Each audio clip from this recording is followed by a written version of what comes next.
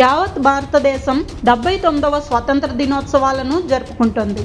దేశం మొత్తం త్రివర్ణ పతాకాలతో రెపరెపలాడుతోంది. నయా భారత్ అనే థీమ్తో ఈ ఏడాది స్వాతంత్ర దినోత్సవ వేడుకలను వైభవంగా జరుపుకుంటున్నారు దేశ ప్రజలందరూ. జాతీయ సమగ్రత, దేశాభివృద్ధికి సంకేతంగా ఈ థీమ్ను రూపొందించింది కేంద్రం. 15 ఆగస్టు వేడుకలను పురస్కరించుకొని ప్రధానమంత్రి నరేంద్ర మోదీ ఉదయం 7:30 సమయంలో దేశ రాజధాని ఢిల్లీలో ఎర్రకోటపై మువ్వన్నెల పతాకాన్ని ఎగురవేశారు. అనంతరం జాతిని ఉద్దేశించి ప్రసంగించారు ప్రధాని మోదీ. దేశ ప్రజలకు స్వాతంత్ర దినోత్సవ శుభాకాంక్షలను తెలియజేశారు ప్రధాని మోదీ. ఆ సేతు హిమాచలం, వందే మాతరం అనే నినాదం వినిపిస్తోందని అన్నారు.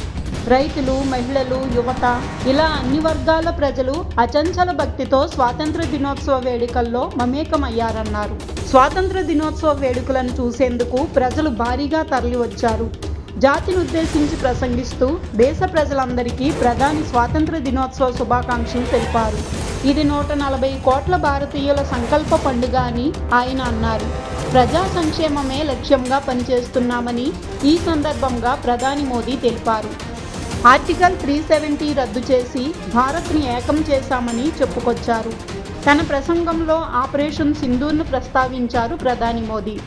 శత్రువులను ఊహించని విధంగా దెబ్బతీశామన్నారు. దేశ ప్రజలపై తుపాకీ ఎక్కుపెట్టిన శత్రువులు ఎంతటి వారైనా వదిలిపెట్టే ప్రసక్తే లేదనడానికి ఆపరేషన్ సింధూర్ ఉదాహరణ అని మోదీ వ్యాఖ్యానించారు. ఈ సందర్భంగా ఆపరేషన్ సింధూర్ హీరోలకు సెల్యూట్ చేశారు ప్రధాని మోదీ. అలాగే సింధు నదీ జలాలపై కూడా ప్రధాని మోదీ ప్రసంగించారు.